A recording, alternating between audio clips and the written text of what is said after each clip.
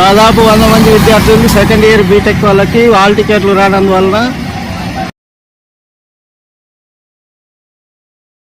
మాకు ఫస్ట్ ఏం చెప్పారంటే యూనివర్సిటీ జాయిన్ అయ్యేటప్పుడు యూనివర్సిటీ ఫీజు మీరు కట్టుకోవాలి, జేవిడి పడితే మాత్రం మీరు కట్టాలి అంతే, అంతకు మించి మీరు ఎక్కువ అమౌంట్ పే చేయాల్సిన అవసరం లేదు, మీకు ఎటువంటి ప్రెజర్ పెట్టమని చెప్పి చెప్పారు. ఇప్పుడు వాళ్ళు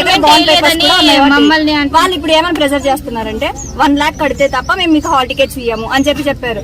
సర్లే అని చెప్పి ఇస్తారేమో అని చెప్పి 10:30 వరకు వెయిట్ చేసాం. అయినా కూడా వాళ్ళు రెస్పాండ్ కావట్లేదు. సార్ వాళ్ళు అయితే అస్సలు రెస్పాండ్ కావట్లేదు. ఇప్పుడు మాకు 2 పరిష్కారాలు కావాలి. ఓటీ ఎగ్జామ్ ఉంది మాకు, ఇప్పుడు దానికి పాస్ చేపిస్తారా ఒకటి, లేదంటే ఇప్పుడు మనం లోపలికి ఇన్వాల్వ్ చేపిస్తారా 2, అంతే సార్.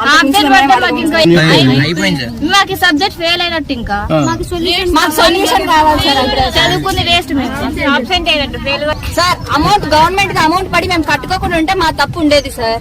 దాని అమౌంట్ కట్టుకోకుండా మమ్మల్ని అడుగుతున్నారు, పేరెంట్స్ కి ప్రెజర్ పెడుతున్నారంటే మేమేం చేయలేము సార్ దానికి.